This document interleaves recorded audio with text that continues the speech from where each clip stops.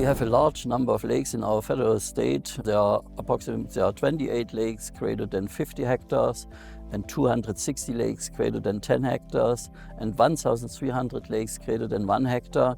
And we can't monitor all of these lakes with our in situ monitoring techniques. So we have to rely on satellite remote sensing data. And therefore we have to use the data from the Copernicus program, especially the data from Sentinel-2 and Sentinel-3 missions.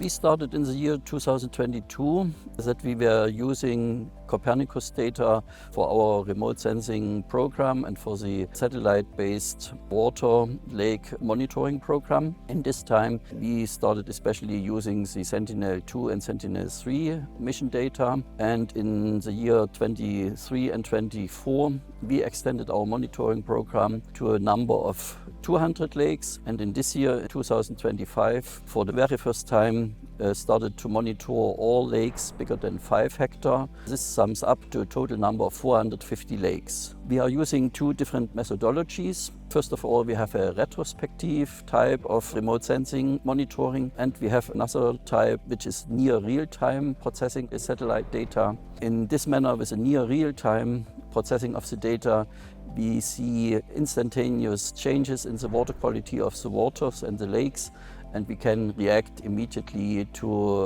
upcoming potentially harmful developments in our lakes. There's a multitude of beneficiaries. First and foremost, it's our State Agency for Environmental Protection, which gets for the very first time consistent and comparable water quality information for a huge number of lakes in our federal state. As I said, now 450 lakes under monitoring and where we get the water quality information from the satellite. Second, we also offer this data to other administrative authorities and also to water protection agencies in our federal state.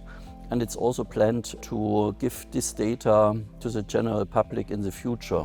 And at the end, in general, it's always good, and for the society as a whole, it's good if the inland waters and lakes are monitored and protected well, and we have a good water quality for all of them.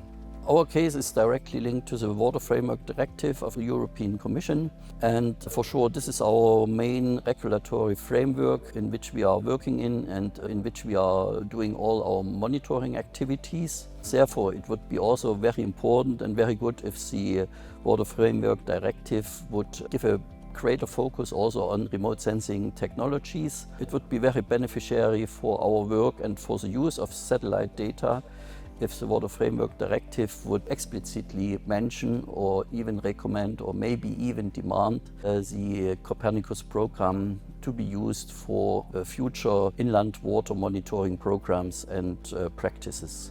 We are very much looking forward for the new developments and for the new satellites to come. We expect a lot of new missions and higher temporally and spatially resolved data from the satellite program, especially from the Sentinel-2 and Sentinel-3 missions of the Copernicus program. There are also some new sensors which we are very excited about. For instance, the hyperspectral sensors, which will give us new possibilities to gain insight into the ecosystem functioning, and for sure would be very interesting and very helpful for our work would be if all these new methodologies and new sensors would be mentioned in the Water Framework Directive in order to foster our work and the usage of Copernicus data within this special field of environmental protection and environmental monitoring.